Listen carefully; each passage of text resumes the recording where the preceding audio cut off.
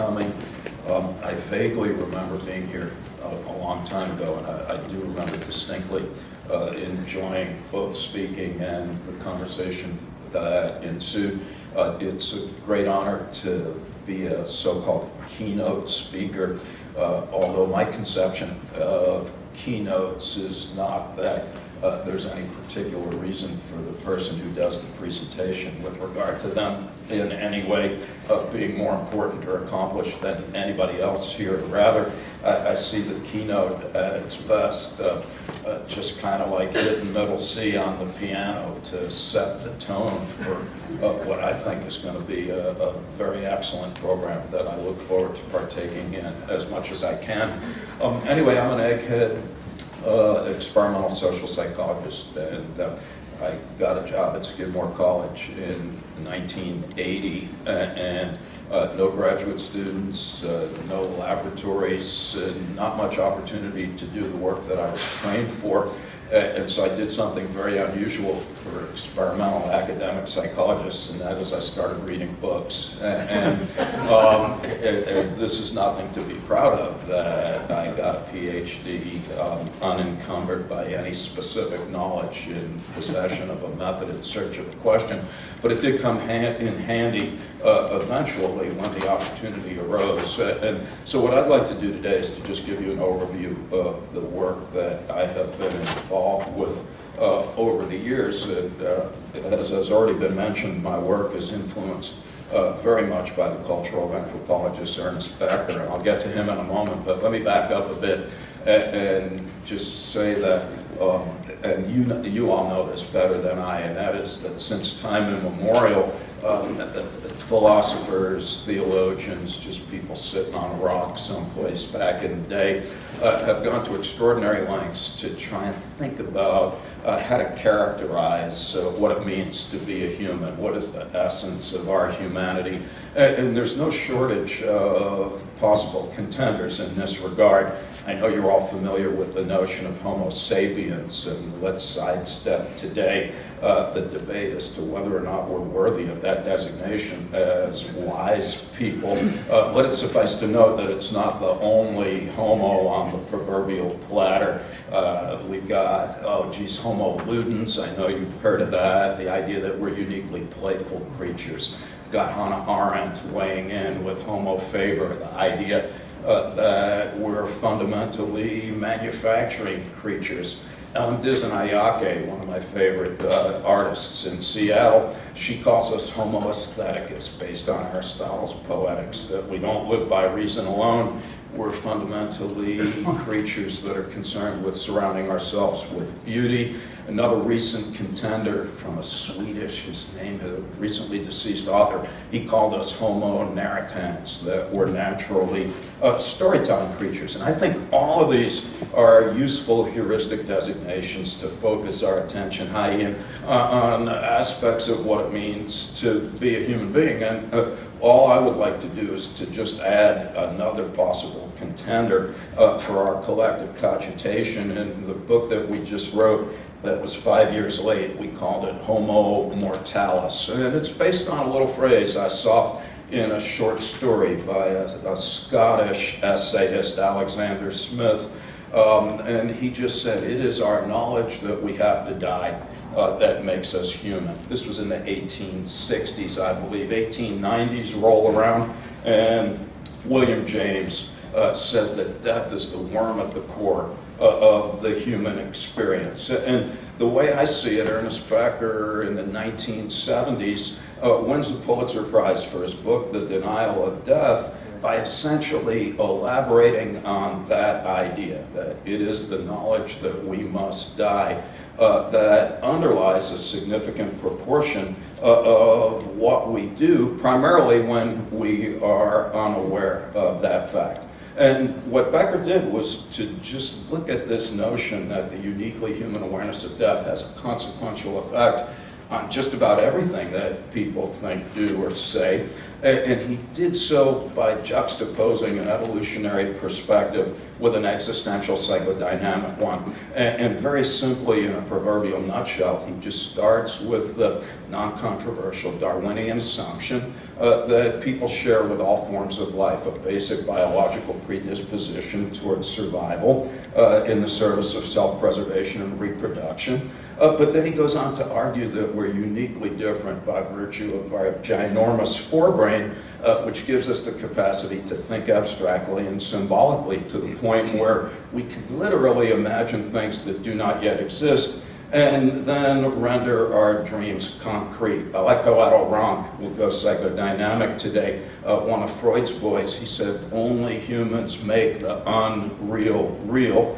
And I hope it's very clear that that's come in very handy in terms of keeping us alive. What Becker does in The Denial of Death is to then go backwards. He's like, hold that thought.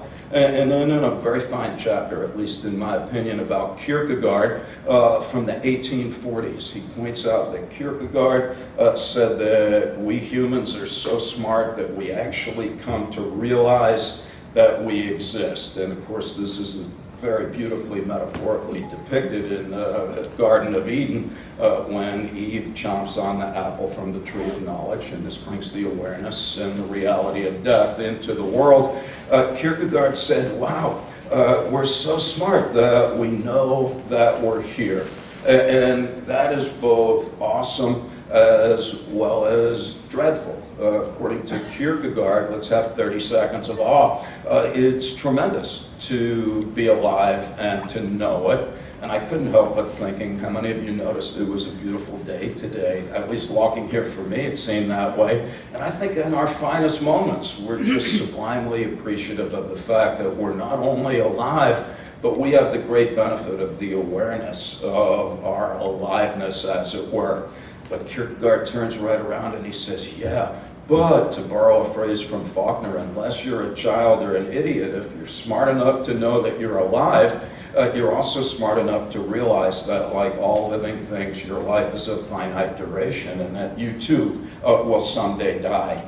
Not only that, but you know that your death can occur at any time for reasons that could never be anticipated or controlled. And just to give us like a psychological knee in the groin, Becker goes and he piles on, you're gonna die, you can die at any time. And then he goes Freud on us and says, yeah, and we don't like the fact that we're animals, breathing pieces of defecating meat who from a purely biological perspective are no more significant or enduring than cockroaches or cucumbers. And what Becker proposes is that if we were starkly aware and explicitly conscious of the reality of the human condition, I will die, I could walk outside and get smote by a meteor, I'm a breathing piece of defecating meat, that none of us would be able to stand up in the morning. We would literally be twitching blobs of biological protoplasm, cowering under our chairs, groping for sedatives the size of sport utility vehicles. I got that from Woody Allen, by the way, but I've always liked that. All right, so what Becker proposes, and these ideas are not new, by the way, he claims that he's just dragging them from existential philosophers, from Otto Rank in particular, and all he saw, he just said, I'm a giant interneuron. I'm just synthesizing ideas that have pervaded the intellectual and theological mist for centuries. And what he argues is that our ancestors rather ingeniously, although quite unconsciously, managed the existential terror engendered by the uniquely human awareness of death through the construction and maintenance of what the anthropologists call culture, which he defined as humanly constructed beliefs about reality that we share with people around us that reduces death anxiety by giving us a sense that life has meaning and that we have value. And Becker goes on to say, well, when we look around, we find that almost every culture in existence offers an account of the origin of the universe, offers prescriptions for how one ought to behave while here, and offers some hope of immortality, either literally or symbolically, to those who behave in accord with cultural dictates. Moreover, what he suggests is that all cultures have social roles, Sociology 101, with associated standards of conduct. And if you meet or exceed those standards, you can then perceive that you're a person of value in a world of meaning. And then getting back to William James, who argued that self-esteem is one of the most fundamental and important psychological attributes, not to be confused with narcissism. He says, wow, that's what self-esteem is. It is the perception that you are a person of value in a world of meaning. So that's pretty much Ernest Becker in a nutshell. Human beings are very smart, so smart that we know that we're here. This gives rise to potentially paralyzing terror by virtue of the fact that we know we will die, we could die at any time, and that we're embodied creatures and therefore destined to age, die, and decay, or in my case, age, decay, and die. And just to tie this to psychohistory, because I think this is important, Otto Rank, he just said that history is a succession of immortality ideologies. And that from this perspective, at any given time, the role of the psychologist working in consultation with all of the other disciplines is to think about, well, what are the characteristics of any particular time and place with regard to how it helps us or fails to help us manage existential terror. As Ernest Becker starkly put it in one of his books, Jerry, jump in if you remember, the real question is, well, what's the price that we pay? Is it Birth and Death of Meaning, where he says, well, what's the cost of the necessary lies about reality? All right, real quickly, so two questions, at least in my world. One question is, so what?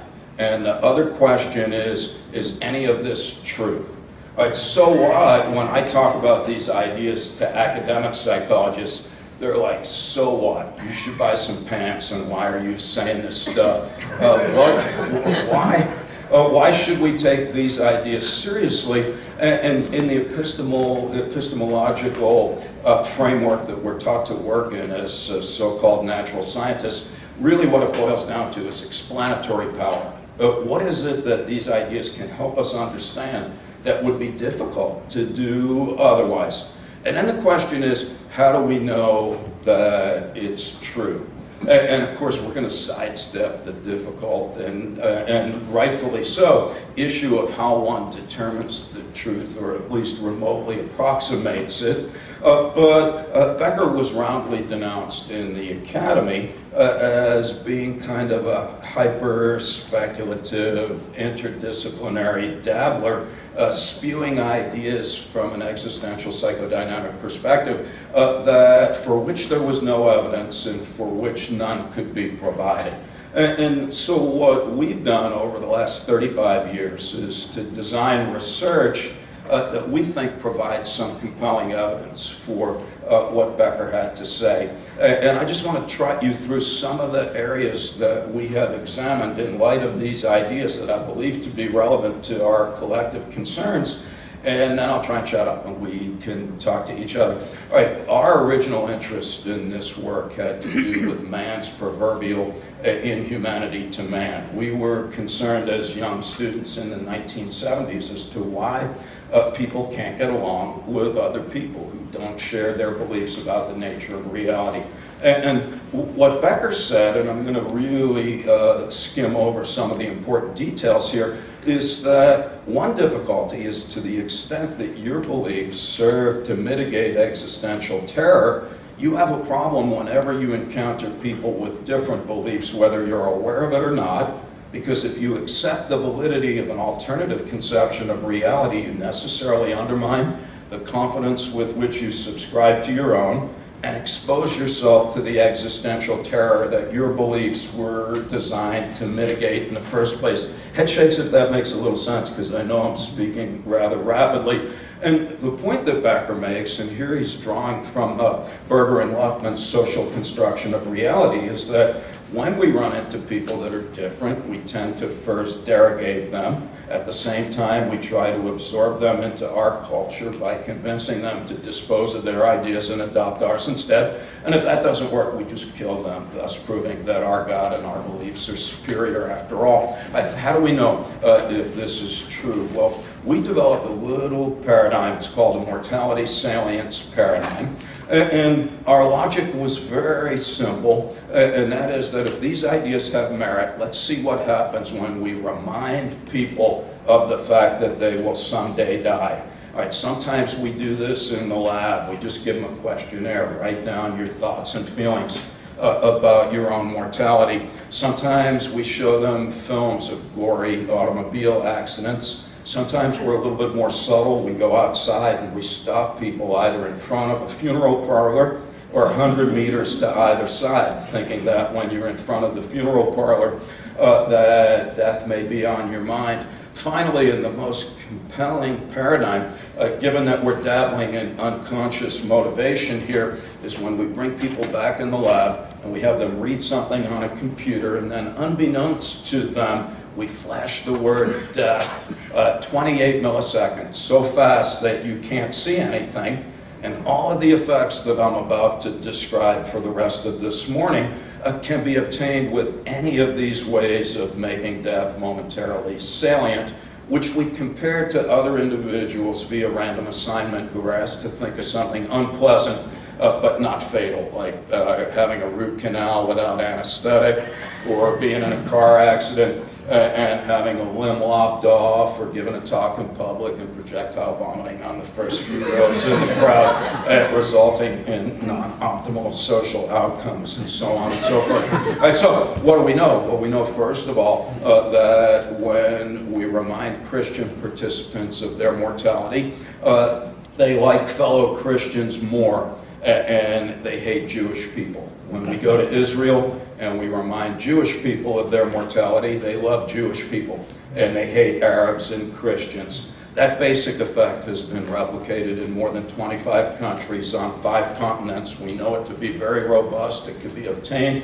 in children as young as 8 or 9, and in adults as old as 80. Not only do death reminders influence attitudes, they also influence behavior. Germans, reminded of their mortality, sit closer to fellow Germans. They sit further away from people who appear to be Turkish immigrants.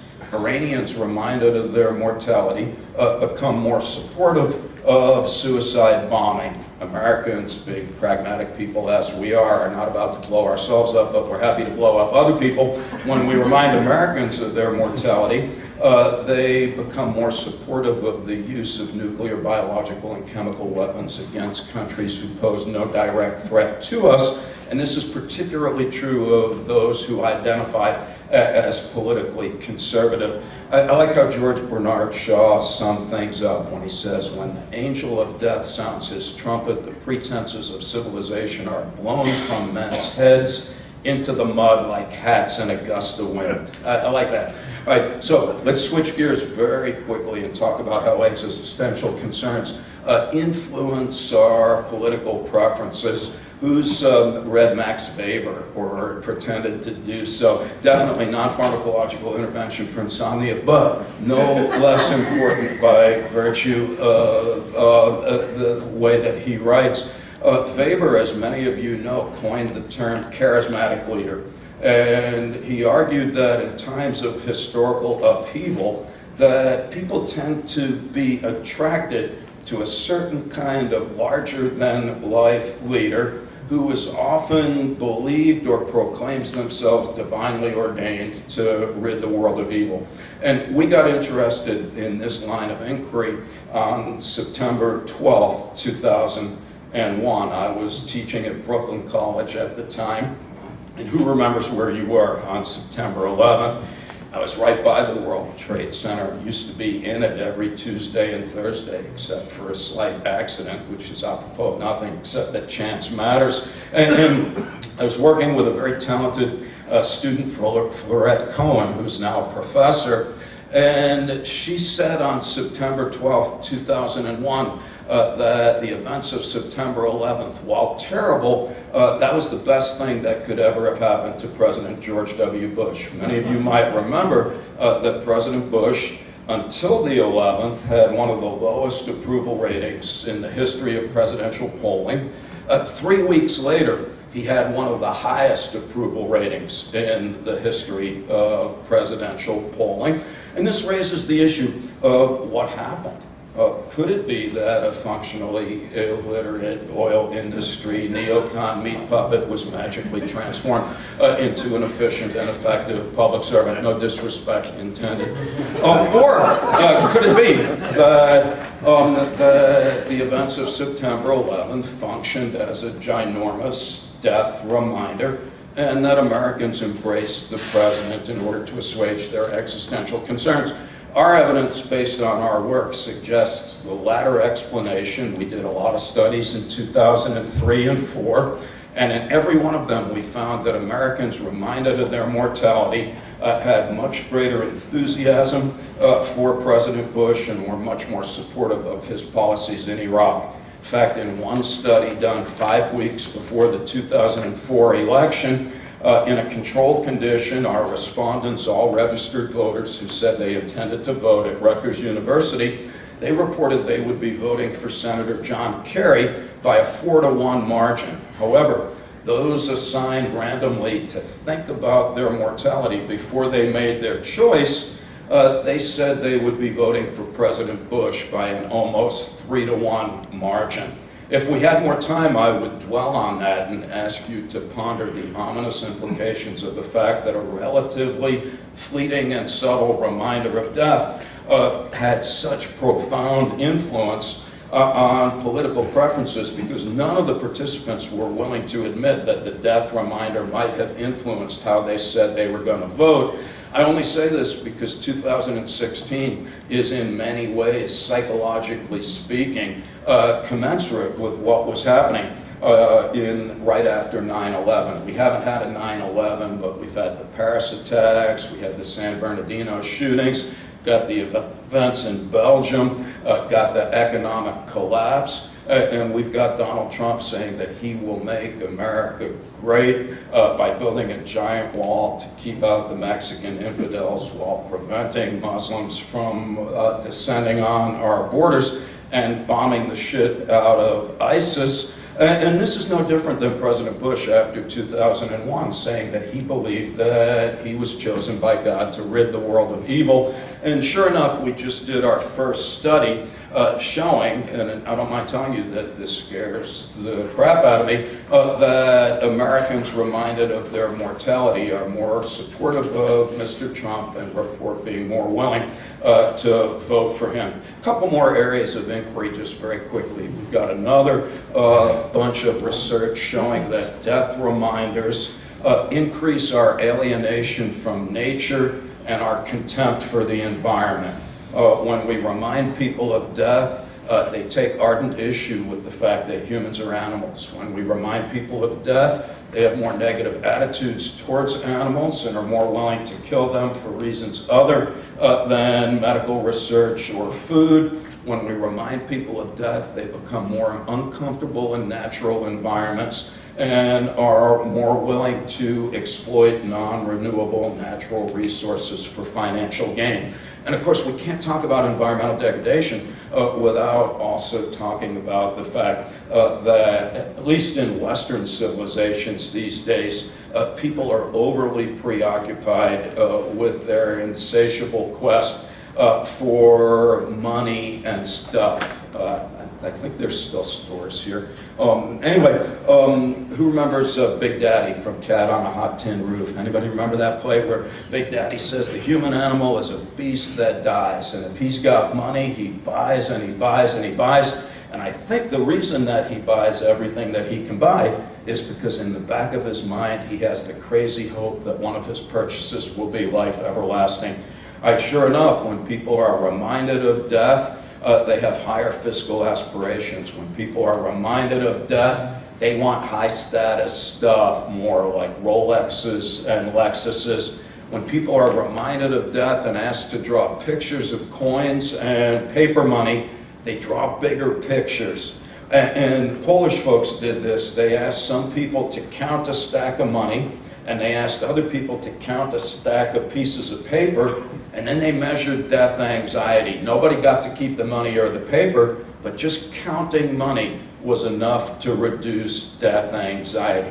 All right, one more real quick, and then we'll wrap it up, and that is, how can these ideas help us understand why America is a petri dish of psychopathology? Right now, about 12% of the people of the United States are depressed. 1/3 will be depressed at some point in their lives. Got another third, más o menos, of the American population addicted to drugs and alcohol. Final third, as far as I can tell, are in their SUVs driving to Walmart to try and save a nickel on a chainsaw on a lemon. And the point that Becker made, and also Martin Seligman, anybody heard that name? Seligman, the learned helplessness dude? He said in the 1990s when he was president of the American Psychological Association that whenever you have wholesale dissatisfaction in a culture, that what we need to do is to look at the values that prevail in the culture at the time and determine whether or not they are realistically attainable to the average individual.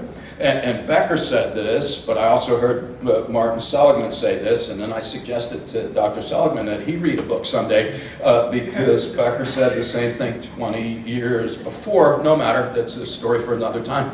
But what both of these gentlemen said is that when you look at American culture, you find that this is not a great time, psychologically speaking, to be growing up because we are taught that the American dream, which is that if you work hard, that you could have as much money as Bill Gates or Steve Jobs or Donald Trump, who heard Mr. Trump say yesterday that, let's face it, if you're not rich, you're a loser. And yet, the problem is that the way things work, only a few people can be rich. Most of us will be wearing the polyester suit, selling burritos at Taco Bell for minimum wage. And when you're unhappy with that outcome, you blame yourself accordingly. Women are subject to ridiculous and unattainable standards of physical beauty. If I can't floss my teeth with you, you're too fat. And if you get more than 20 or 30 years old, you're too old. And the point that Becker makes is this is a recipe for psychological despair. All right, Thomas Hardy, dead British novelist, said if a way to the better there be, it comes from taking a close look at the worst. That's kind of what I've done for the last 20 minutes. Malignant manifestations of death anxiety, I would argue, bring out the worst in us. They make us disillusioned, hateful, warmongering proto-fascists, plundering the planet in our insatiable quest for dollars and dross in a television, Facebook, alcohol, drug-ridden, twittering stupor. And I don't think that Robert J. Lifton, in all of his books, including Destroying the World to Save It, is being overly histrionic when he says that we may be the first form of life to have the dubious distinction of being responsible for our own extinction. Thank you very much. I'm not going to stop there, but that would be bad. I'm not going to stop. So, no, let me not stop there, although sometimes, no, give me 1 minute, and then I promise you I'll stop. So, well, let's turn this around, because that's a bad way to stop, unless we're going to have lunch or something.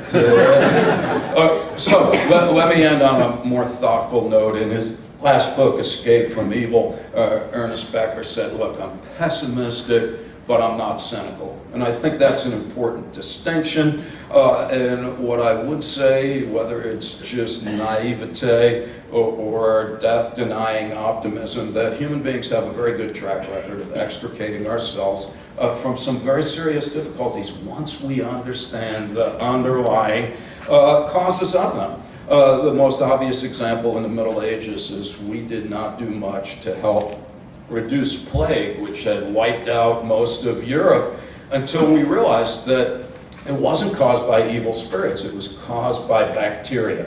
And once we knew the, quote, cause, then we could find an effective solution, not that it hasn't produced other problems along the way. Similarly, what I would like to think is that if we could recognize and acknowledge the fact that unconscious death anxiety influences a substantial proportion of human activity, that may give us some purchase on ways to, if not eliminate, at least attenuate some of the most unfortunate manifestations of our deepest fears. And I'll leave you with one of my favorite quotes from one of Albert Camus' notebooks, where he just said, "Come to terms with death. Thereafter, anything is possible." Maybe an overstatement, but how about come to terms with death, and we may be better off tomorrow than we are today. All right, so thank you very much. I hope that was okay.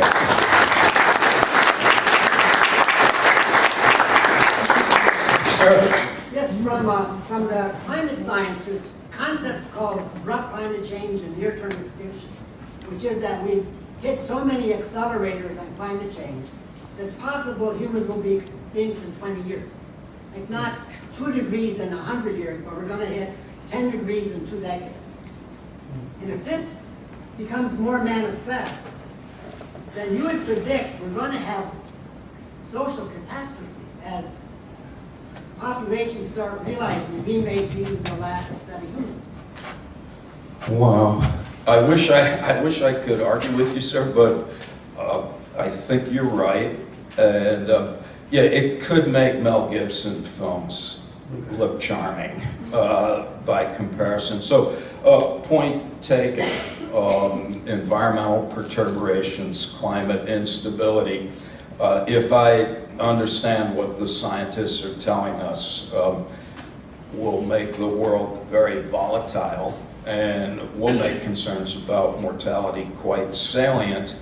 And I don't know how many of you all have seen the military documents declaring climate instability to be the biggest security risk to the U.S. at this time. So point well taken.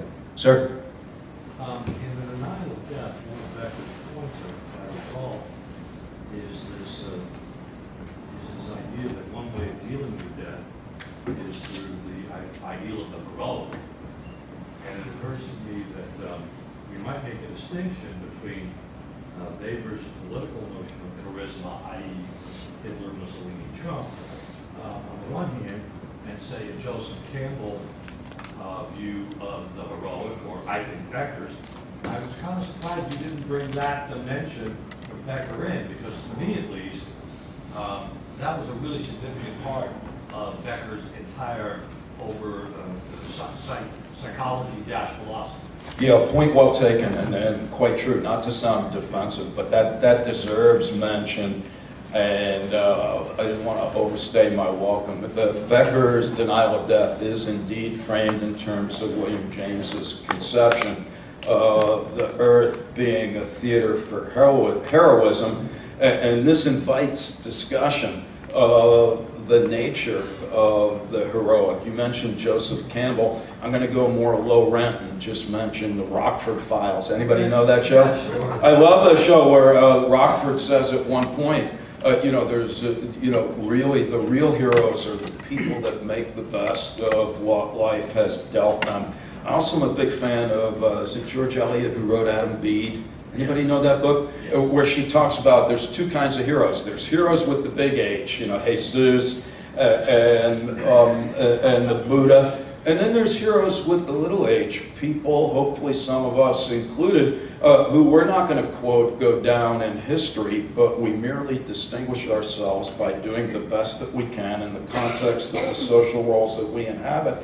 And that we become, therefore, the kind of people that when we're no longer here, everybody around us says, wow, I wish they were about. I think your point's very well taken, and hopefully this will give us something to cogitate about. Ma'am? I think one of the sort of the counter-arguments to consider in the service of possibly pointing a way out is if we look at more at the emotions. I have a background in psychoanalysis, so emotions are like my bread and butter. And my observation is that a lot of times our moods and also what carries us is really more emotionally based. Siddhartha, for instance, even believes that our consciousness comes out of emotions, not out of logical thinking, and I think he has a good point. And we also see now with the advent and the greater popularity, for instance, of meditation, that people who focus inwards have a more positive outlook. It also seems to happen when we are really working groups, that also builds positive affect. So I think that would be a counter argument. If you want to work for peace, if you want to work for a constructive future, this is the thing to emphasize, because we'll feel better and it'll change our behavior. Yes, point well taken. Did everybody hear? I'll amplify for a moment. The very excellent point was that we need to consider the role of emotions in these domains, and moreover, things like mindfulness and meditation might be useful strategies to mitigate death anxiety, agreed and empirically corroborated. People that have gone through mindfulness training, when they're then reminded of their mortality, they don't respond defensively like people do in our other studies. And we just did a study with Buddhist monks, I believe in Korea, and they also were not responsive to our mortality salience inductions. I think that's probably definitely a good idea. Sir? Yeah, first I want to thank you for all these facts and perspectives and your research. But I want to say that behind the anxiety of death is the anxiety of birth, the traumatic aspects of birth. And you ask what for, and you can say, if we realize that the coming in the world is dangerous, and help mothers and children to come to the world, bringing to the world more balanced and more secure, then they will not have this anxiety and this aggressiveness because of leaving the world. If you're coming in a mood, in a peaceful mood inside, you can leave in a peaceful outside. Another great point that I'll amplify, sir. And these are all great points, by the way. And this is that we would be remiss if we talked about the anxiety associated with death if we didn't also consider psychodynamically the trauma associated with birth. Otto Ranke, as you know, is usually associated with that notion, but there's no shortage of other arguments. And I like your idea, sir, about if children and their mothers go through the birth process with a minimum of anxiety, that fosters what in my world we call secure attachment. I don't know how many of you are familiar with Bowlby's attachment theory, which is just a juxtaposition of Freud and Darwin. But again, not to go all egghead and empirical, but securely attached individuals do not respond defensively to the death reminder. So what I like about this is, A, that you're not experimental eggheads, because if you were, you would have left in disgust already. That's how I'm usually greeted in more academic settings. But every one of your ideas is awesome, because you're really seeing very clearly some of the things that ought influence these processes. Other things, sir, Ted? Stand up so we don't have to repeat what I say. I love your references to literature. It reminds me of Joseph Conrad in The Heart of Darkness. I love Conrad. Go. We live as we dream, alone. That's the burden. How do you handle it? But I wanted to thank you for the worm at the core. That's wonderful. I break my bones for you, as we say in the islands. But Adam Phillips has a little bit in Terrors and Experts back in 1996, 20 years ago, about what may feel like a reflex may have an elaborate, invisible history. So if the anger, the violence is a reflex to death, maybe there's some room for exploration, deconstructing that history, which will improve our reflex. Here, let's try it. Good point, Ted. We'll talk more, because I have some thoughts, but they're convoluted and half-baked at this point. Anybody else? Sir? How certain are we that other animals do not think about death? Not at all. But I think what we are certain of, and of course these are important questions, there's very spirited debates these days. We know two things though, or I know one thing, and I think I know a second. Thing number one is that we know that human infants as young as 2, as soon as they are verbal, and I take this from Irvin Yalom's Existential Psychotherapy on his chapter on death in childhood, kids from an early age are aware of death and concerned about it much more than their parents think they are, and they're concerned about it in prospective ways, in that they're not in any imminent physical danger. And I think this is important that we know from an early age. This is just a rhetorical question. Does anybody remember a discrete moment when it dawned on you that the meter is running? Not everybody does, but many of us can think back and remember that. As far as we can tell, although we surely can't know, animals do not do that. And according to Ajit Varki and Danny Brower, a microbiologist and a geneticist, respectively, who wrote a book called Denial, most creatures are not capable of doing that because it requires a linguistically mediated form of consciousness that allows us to ponder the past at the same time that we anticipate the future. So I would not rest my case on whether or not other creatures are aware of death.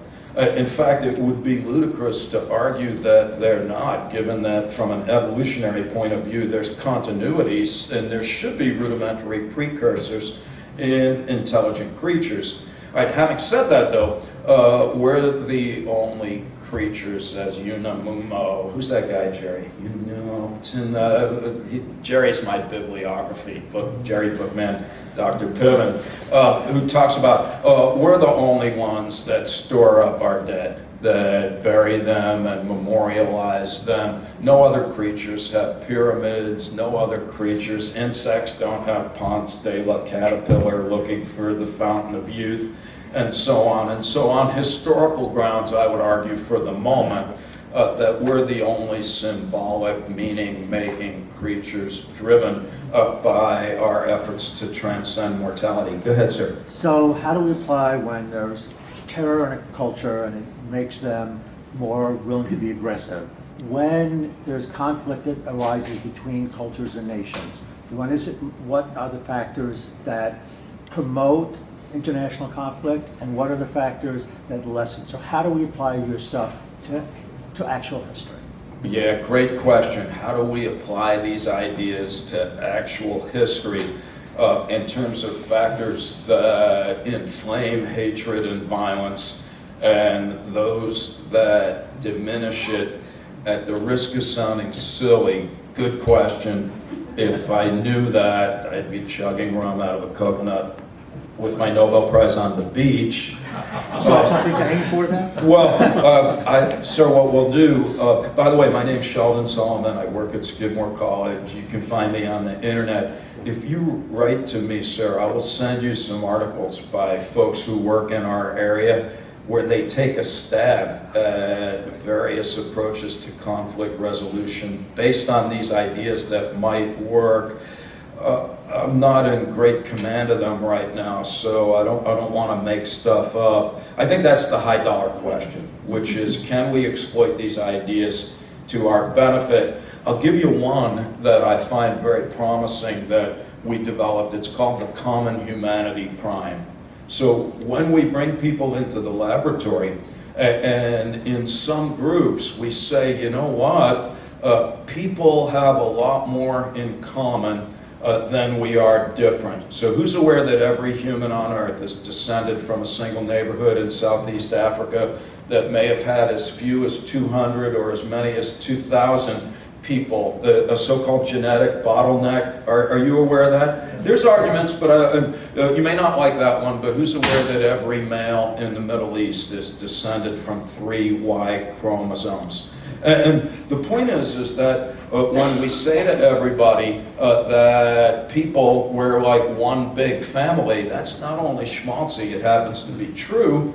Moreover, when we do that and then ask people to think about their mortality, that eliminates the defensive reaction. So that's one possibility. Another possibility is encouraging worldviews that are tolerant of other people. I don't want to go this way, although we should, because in the West, those are called liberal worldviews, tolerant and open-minded. The problem there is that political orientation has a heritability quotient of approximately 0.5. So those poor bastards that you disagree with, they can't help it, and neither can you to a certain extent. And I'm not saying there's a liberal conservative gene. I'm saying that there are genetically inherited predispositions that make you such that if you have one political orientation and you had an identical twin separated at birth and reared in a different part of the planet, they would also likely to have that also. So we can't do much about political orientation. Attachment style matters. Securely attached people are more prone to resolving conflicts peacefully. So are people with genuine self-esteem, which I already stipulated is not the same as pathological narcissism. If you're a legend in your own mind, that is, as you know, psychodynamically speaking, a grotesque manifestation of profound insecurity and should not be mistaken for self-esteem, which is always accompanied by both respect and humility. Ian? So I wanted to kind of pick up on some of the themes that I've already heard and some of you talked about. So there's the common humanity prime, there's mindfulness and meditation. The gentleman back there mentioned the heroic, and the heroic is a possible solution. I'm thinking, and especially when you mentioned political orientation, I was thinking, there's some things that seem to push against this. One is the Bernie Sanders campaign, and whether you supported him or thought Hillary was more practical, whatever. There's still something kind of amazing that he's winning against Trump in polls in Utah, which is the most solidly Republican state in the union. What are these sort of conservative Utahns picking up on about Bernie Sanders that they would support him over Trump?